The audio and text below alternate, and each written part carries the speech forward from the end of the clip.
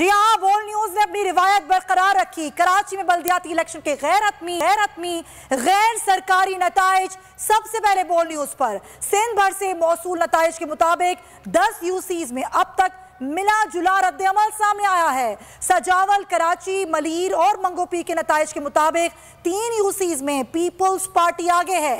हैदराबाद और कराची की 4 यूसीज में पीटीआई का पलड़ा भारी है। औरंगी टाउन की 2 यूसीज में जमात इस्लामी का पलड़ा भारी है। सबसे पहले बोल न्यूज ने रिजल्ट देने की अपनी रिवायत को बरकरार रखा है। ज़ाब्ता इखलाक के मुताबिक रिजल्ट 6 बजे अनाउंस कर रहे हैं। कराची में बल्दियाती इलेक्शन के गैर सरकारी नताइज के मुताबिक सिंध भर से मौसूल होने वाले नताइज के मुताबिक 10 यूसीज में अब तक मिला जुला रद्द अमल सामने आया है। सजावल, कराची, मलीर और मंगोपीर के नताइज के मुताबिक 3 यूसीज में पीपल्स पार्टी आगे है। हैदराबाद और कराची की 4 यूसीज में पीटीआई का पलड़ा भारी है। औरंगी टाउन की 2 यूसीज में जमात इस्लामी का पलड़ा भारी है। ये सूरत हाल है बल्दियाती इंतखाबात की, जिसके रिजल्ट अनाउंस कर रहे हैं और बोल न्यूज ने अपनी रिवायत को बरकरार रखा है। सबसे पहले नतीजा देने की कराची में बल्दियाती इलेक्शन के गैर सरकारी नताइज सबसे पहले आप बोल न्यूज पर देख सकते हैं। और बोल न्यूज आपको रिजल्ट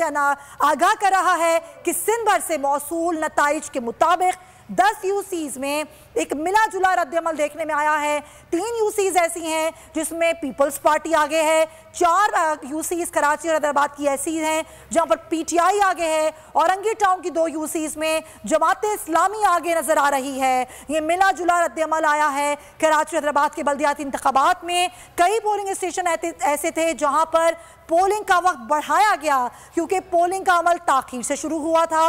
इलेक्शन कमीशन ने यहां पर कुछ वक्त दिया और अब नताइज सामने आ गए हैं। सबसे पहले बोल न्यूज आपको नताइज दे रहा है।